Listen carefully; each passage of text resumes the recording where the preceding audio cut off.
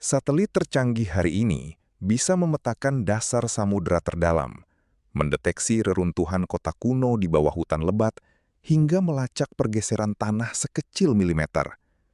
Namun, mengapa sebuah struktur raksasa yang terbuat dari tumpukan besi membara dan tuangan tembaga cair seolah-olah lenyap tanpa jejak dari muka bumi?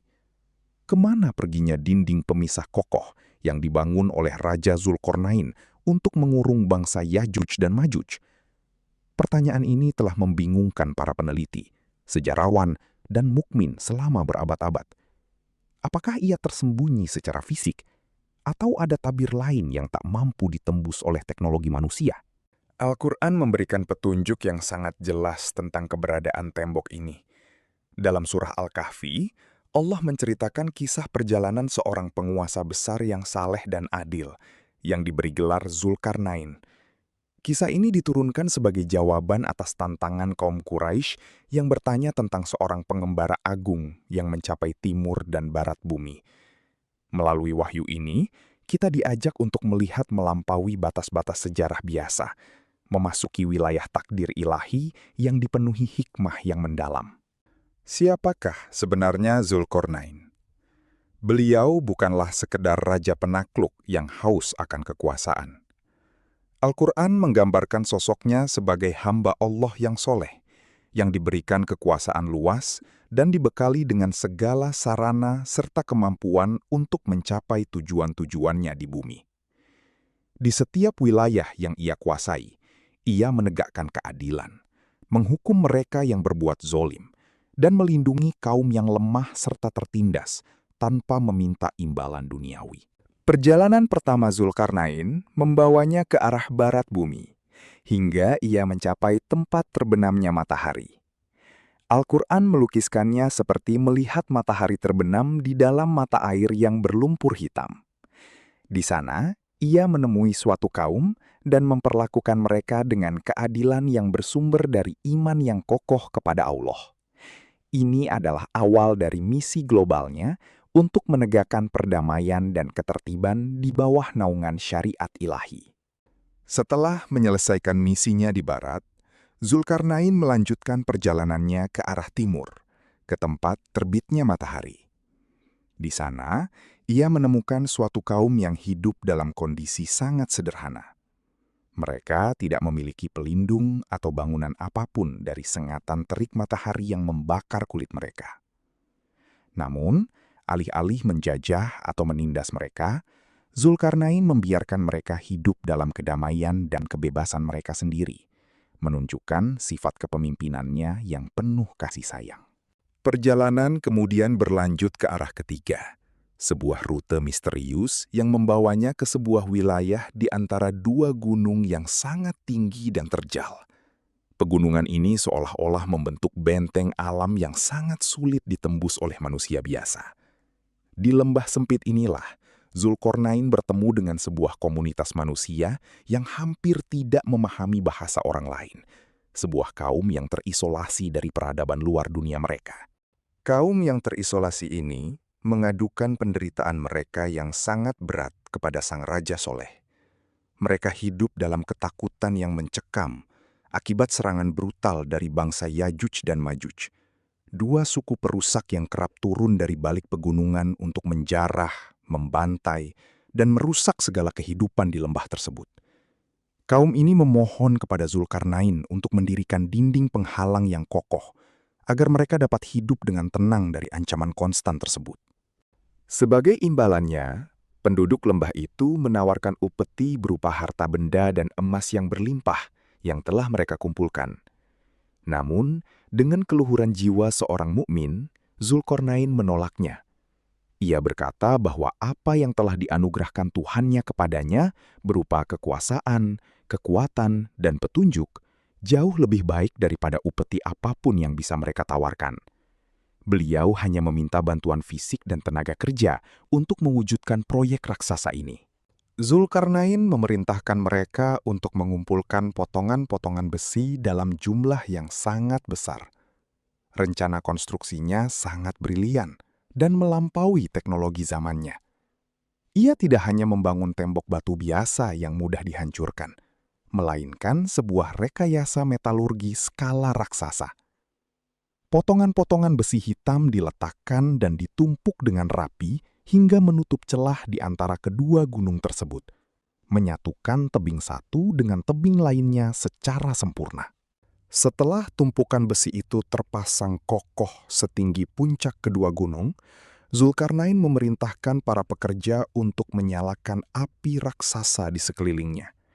Dengan menggunakan alat peniup angin kuno yang sangat besar, mereka mengobarkan api tersebut hingga seluruh tumpukan besi berubah menjadi membara kemerahan, melunak, dan menyatu di bawah panas yang luar biasa ekstrim. Langkah krusial berikutnya dimulai ketika besi tersebut telah membara sempurna. Zulkarnain memerintahkan penuangan cairan tembaga yang mendidih ke atas tumpukan besi panas itu. Cairan tembaga mengalir masuk, mengisi setiap celah terkecil di antara balok-balok besi, menciptakan sebuah paduan logam komposit kuno yang sangat keras, tahan karat, dan mustahil untuk digali atau dipanjat oleh kekuatan manusia manapun. Maka berdirilah dinding logam raksasa yang megah, menutup rapat celah lembah tersebut secara permanen. Tembok ini begitu halus dan licin, sehingga tidak ada yang bisa memanjatnya, dan begitu tebal serta kokoh, sehingga tidak ada yang bisa melubanginya dari dalam maupun luar. Bangsa Yajuj dan Majuj pun akhirnya terkurung di balik benteng besi tersebut, menyelamatkan kaum yang tertindas dari kehancuran moral dan fisik yang selama ini mereka derita. Setelah pembangunan tembok selesai, Zulkarnain tidak menyombongkan keahlian arsitekturnya. Sebaliknya, ia menyatakan dengan penuh ketundukan, "Tembok ini adalah rahmat dari Tuhanku. Maka apabila janji Tuhanku telah datang, Dia akan menjadikannya hancur luluh. Dan janji Tuhanku itu adalah benar." Ucapan ini menegaskan bahwa kekuatan sejati berada di tangan Allah, dan tembok tersebut akan tetap berdiri teguh hanya sampai waktu yang telah ditetapkannya. Berabad-abad berlalu, dunia memasuki era modern yang didominasi oleh teknologi satelit dan pencitraan udara. Kita memiliki Google Maps, LiDAR, dan radar penembus tanah yang mampu mendeteksi reruntuhan di bawah pasir gurun atau hutan hujan yang lebat. Namun, pencarian terhadap keberadaan fisik tembok besi ini selalu berakhir dengan nihil. Tidak ada satupun citra satelit yang mendeteksi struktur besi berlapis tembaga raksasa ini di permukaan bumi saat ini. Mengapa hal ini bisa terjadi? Kebanyakan orang langsung melompat pada kesimpulan konspirasi, menduga ada pemerintah atau organisasi rahasia yang sengaja menyembunyikan koordinat aslinya dari publik. Namun, sudut pandang ini terlalu dangkal. Sains modern memiliki batasan inheren. Sains bekerja pada dimensi fisik yang kasat mata dan dapat diukur. Sementara hukum alam semesta tunduk sepenuhnya pada kehendak Sang Pencipta yang memiliki kuasa penuh untuk menyembunyikan sesuatu dari pandangan manusia jika Dia menghendakinya. Ada teori geografis ilmiah yang mencoba menjelaskan fenomena ini. Beberapa peneliti berspekulasi bahwa tembok itu terletak di salah satu lembah terdalam di pegunungan Kaukasus, Altai, atau Pamir, wilayah yang sangat ekstrim, tidak berpenghuni, dan sering tertutup badai salju abadi atau longsoran tebing batu raksasa. Perubahan geologis selama ribuan tahun, seperti gempa bumi hebat, bisa saja telah menimbun struktur logam tersebut di bawah lapisan bumi atau gletser es tebal yang membuatnya tak terdeteksi oleh radar permukaan biasa. Teori lain yang lebih mendalam secara teologis adalah adanya konsep tabir ilahi atau penghalang dimensional. Allah Subhanahu wa Ta'ala berkuasa untuk melipat ruang atau membelokkan persepsi visual manusia, sehingga tempat tersebut tidak dapat dijangkau atau dilihat meskipun berada di bumi yang sama. Ini mirip dengan konsep alam jin atau malaikat yang ada di sekitar kita, namun tidak bisa dideteksi oleh instrumen fisik tercanggih sekalipun, karena berada di balik tabir gaib. Dalam hadis sahih, Rasulullah Shallallahu Alaihi Wasallam menjelaskan bahwa setiap hari Bangsa Yajuj dan Majuj berusaha keras menggali dan melubangi tembok tersebut. Mereka bekerja tanpa henti, dari pagi hingga petang, hingga hampir saja mereka menembusnya. Namun, kelelahan memaksa mereka berhenti untuk beristirahat, dengan rencana melanjutkan pekerjaan keesokan harinya.